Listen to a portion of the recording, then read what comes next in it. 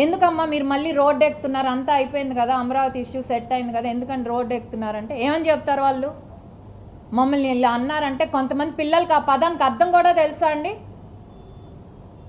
నిన్నొచ్చి చెప్తున్నారు మేము ఎలా తిరగాలి రోడ్ల మీద, మాకు అన్నం ముద్ద దిగట్లేదు, బయటికి రాలేకపోతున్నాము.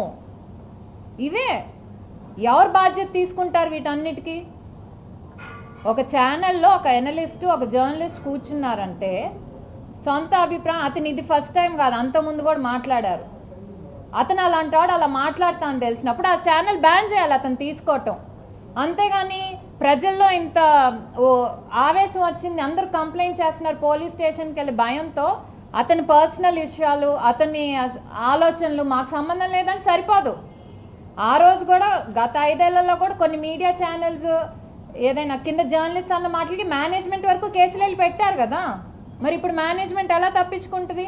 కనీసం మేనేజ్మెంట్ రెస్పాన్సిబుల్గా కూడా బయటకు వచ్చి క్షమాపణ చెప్పలేదు. ఇప్పటికి కూడా ఆ యాంకర్ కూడా క్షమాపణ చెప్పలేదు. అడిగితే చెప్తాలి అన్నట్టు మాట్లాడాడు. ఐ థింక్ మీరు అందరు కూడా చూసే ఉంటారు ఆ వీడియో. ఎక్కడైనా క్షమాపణ కనపడిందా? ఇంకా మేము చేసింది కరెక్టే, దీన్ని మిగతా ఛానల్స్ తప్పుగా ప్రచారం చేస్తున్నారని చెప్తున్నారు. సో బేసిక్లీ ఇదేంటంటే పోలీస్ యాక్షన్ జరుగుతుందండి. ఇది కంప్లీట్ అయ్యే వరకు చూడటం యాజ్ మహిళా కమిషన్గా మా బాధ్యత మేము తీసుకుంటాం. తర్వాత ఇది మళ్ళీ జరగకుండా ఏ ఛానల్లో రిపీట్ అవ్వకుండా చూడటం మనందరి మీద బాధ్యత ఉంది. ముఖ్యంగా ప్రెస్ కౌన్సిల్ ఆఫ్ ఇండియాకు కూడా మేము లెటర్ రాస్తాం. ఎందుకంటే ఇలాంటి ఛానల్స్ లైసెన్స్ కనుక క్యాన్సిల్ చేయకపోతే ఇంకో ఛానల్స్ ఇదే మాట అంటాయి, రేపు మమ్మల్ని ఎవరు చేయలేరు అనే ధీమా వస్తుంది. అలాగే ministry of information and broadcasting వీళ్ళందరికి కూడా లెటర్ రాసి మా సైడ్ నుంచి మేము డెఫినెట్ ఇది చేయాలి. ఎందుకంటే ఇది కేవలం ఒక స్టేట్కి సంబంధించిన ఇష్యూ కాదు, ఇలాంటి ఇంకో స్టేట్లో జరగచ్చు. ఈజీగా మహిళల్ని టార్గెట్ చేస్తున్నారు ప్రతి విషయంలో. సో తప్పకుండా వీటి మీద యాక్షన్ తీసుకోండి అని మేము ఆ 2 కౌన్సిల్స్ కూడా రాస్తాము. అలాగే మేము చెప్తున్నాం రాజకీయ పార్టీలకు సంబంధించిన ఛానల్స్ ఏవైతే ఉన్నాయో మిమ్మల్ని నడిపే మేనేజ్మెంట్కి కానీ వాళ్ళు సపోర్ట్ చేసే పార్టీస్కి కానీ ఏమన్నా విభేదాలు ఉంటే రాజకీయంగా విమర్శించుకోండి. అంతేగాని మధ్యలో మహిళలు తీసుకొచ్చి నోరుంది కదా అని, లేకపోతే ఫ్రీడమ్ ఆఫ్ స్పీచ్ అదొక ఈజీ పదం అయిపోయింది ఈ మధ్య అందరికీ. ఫ్రీడమ్ ఆఫ్ స్పీచ్ అని చెప్పేసి ఇష్టం వచ్చినట్టు ఎలక్ట్రానిక్ మీడియాలోనే కానీ సోషల్ మీడియాలో ఆడవాళ్ళ మీద అవహేళనగా మాట్లాడటం అనేది సర్వసాధారణం అయిపోయింది. మాకు గత 5 ఏళ్లలో ఎలా ఉందో మేబీ అవన్నీ యాక్సెప్ట్ చేశారో అది మాకు అనవసరం. కానీ ఇప్పుడు పరిస్థితులు మారాయి, థింగ్స్ మారాయి. డెఫినెట్లీ ఇలాంటివి వస్తే మాత్రం యాక్షన్ అనేది తీసుకుంటాము. శిక్ష పడే వరకు కూడా దాన్ని ఫాలో అప్ చేస్తాము. ఏదైతే మహిళా కమిషన్ పవర్స్లో ఎంతవరకు మాకు పవర్స్ ఉన్నాయో ఆ పవర్స్ అన్నీ యూజ్ చేసుకొని ఎక్కడ తప్పించుకోవటానికి ఛాన్స్ లేకుండా డెఫినెట్లీ యాక్షన్ అనేది తీసుకుంటాం.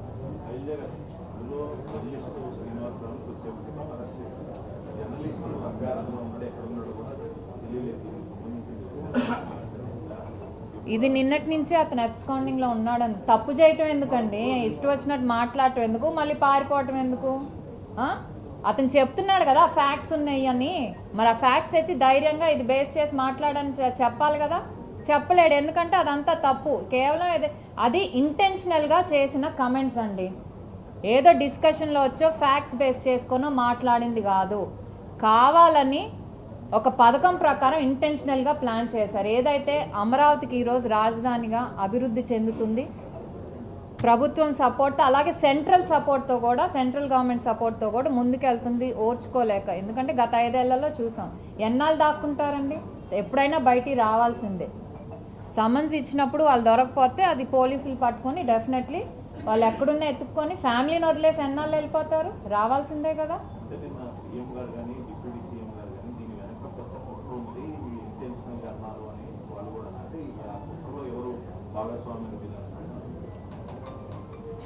అది ఓపెన్ సీక్రెట్ అండి, అందరికీ తెలిసిందే.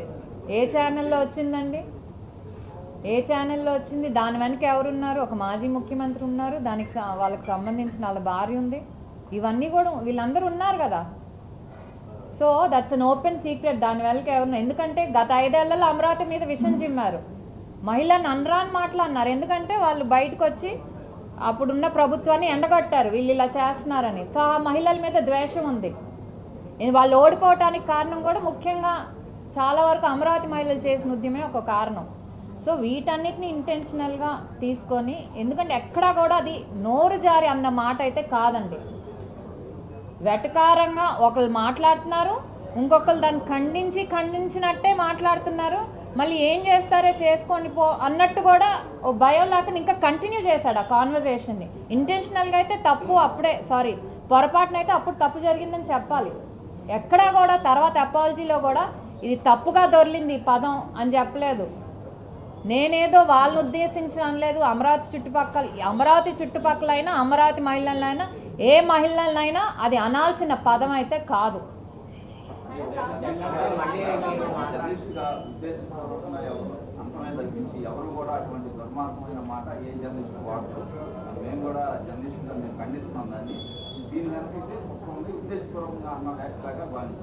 డెఫినెట్లీ అండి, మీరు జర్నలిస్ట్లో కూడా మీరు ఊరుకోకూడదు. మీరందరూ కూడా మీ రిలేటెడ్ హెడ్స్ ఎవరు ఉంటారో ప్రెస్ కౌన్సిల్ ఆఫ్ ఇండియాకి కూడా మీరు కూడా రాయాలి. ఎందుకంటే జర్నలిస్ట్ అంటే అందరినీ మరి కలిసికట్టుగానే ఒక తాటికి కట్టేస్తారు కదండి. వాడకూడదు, అసలు వాడకూడదండి. అసలు ఎలా అంటారండి, అసలు సరే ఉంటారండి. ఈరోజు ఆడవాళ్ళు వేసలు అన్నారు, ఇప్పుడు అరగంట గంట అనేది ఎవరండి వాళ్ళంతా అదే నాట్ పేయింగ్ అనే బాధ్యత ఉందా? అది వాళ్ళ అప్పుడే కదా, వాళ్ళ హయాంలోనే కదా ఆ మాటలు వచ్చినాయి. అంటే వీళ్ళ ఇన్వాల్వ్మెంటే కదా, ఆ మహిళలతోనే కదా. మరి వాళ్ళని కూడా మేము అనొచ్చా మరి ఇదే మాట మగ ఇదని?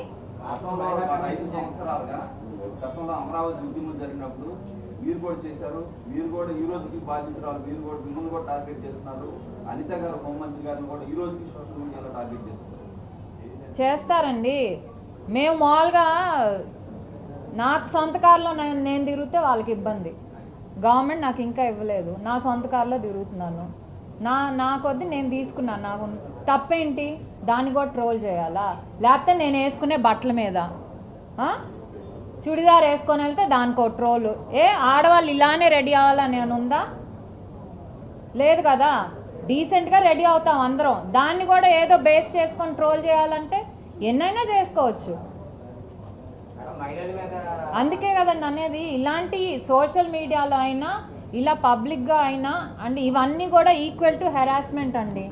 వీటన్నిటి మీద కూడా యాక్షన్ తీసుకోవాల్సిందే. మహిళల మీద అగత్యాలు పెరిగిపోయాయని మీరే అన్నారు. చట్టాలు ఏం చేయలేకపోతున్నాయి, ఇంకా రోజు రోజుకి పెరిగిపోతున్నాయి. పెరుగుతున్నాయండి, అదే కదా governments. But it depends on the government అండి. గవర్నమెంట్ ఏ విషయాన్ని ఎలా, ఇప్పుడు కొన్ని గవర్నమెంట్స్ ప్రో విమెన్గా ఉంటాయి. ఎవరైతే మహిళల మీద అగాయిత్యాలు చేసిన తప్పకుండా శిక్ష పడేలా చూడాలని చూస్తారు. ఈరోజు ఇన్సిడెంటే ఒక ఇది కదా, కంప్లైంట్ ఇచ్చారు. అదే అంటున్నా, గవర్నమెంట్ దాన్ని నడిపించే వాళ్ళ మీద బట్టి ఉంటుంది. కాదు ఏం జరిగినా పర్లేదు మహిళల మీద మేము వదిలేస్తాం అంటే గత 5 ఏళ్లలో చూసాము. అదే కదా జరిగింది. ఇలాంటి action is what we want from the government to take immediate action. Arrest చేయాలి, చేసి వాళ్ళని రెస్పాన్సిబుల్గా చేయాలి.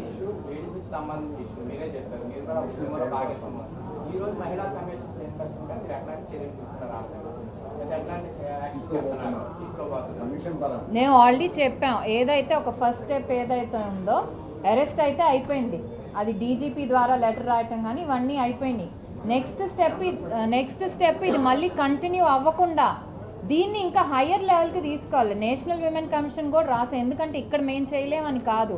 నేషనల్ విమెన్ కమిషన్కి ఎందుకు రాసాం, ఇది ఇంకెక్కడా కూడా జరగకూడదు ఇలాంటిదంటే వాళ్ళు కూడా దీన్ని సుమోటోగా తీసుకొని సెంట్రల్ గవర్నమెంట్కి రాసి లేకపోతే ప్రెస్ కౌన్సిల్ ఆఫ్ ఇండియాకి రాసి ఇది మళ్ళీ ఎక్కడ రిపీట్ అవ్వకూడదు, పవర్స్ని అబ్యూస్ చేయకూడదు ఎవరైనా. దీని మీద ఇంకొంచెం డీపర్గా యాక్షన్ తీసుకోవటానికి అదొకటి.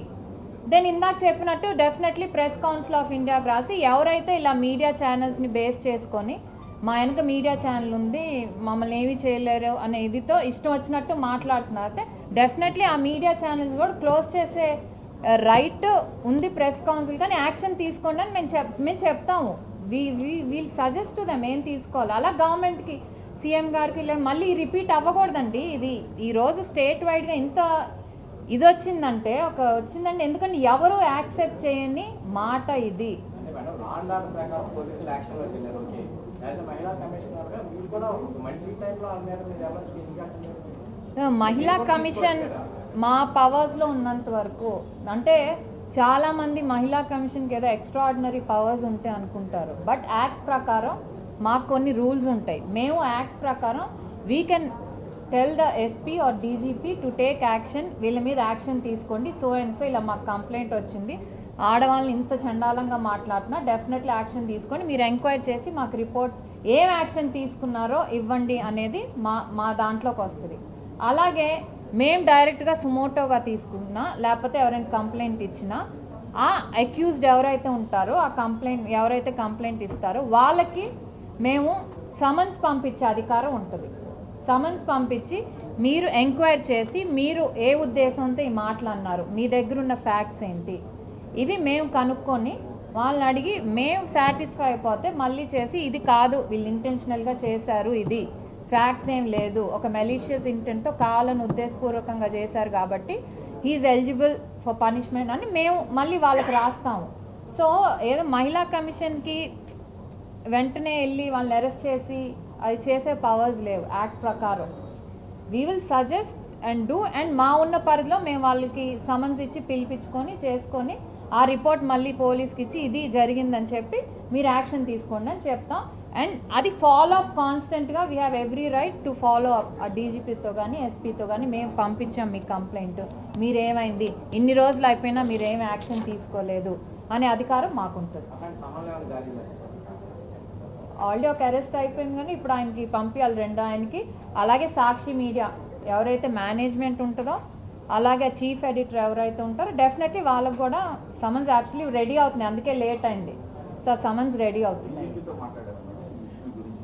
ఆల్రెడీ వెళ్ళిపోయిందండి.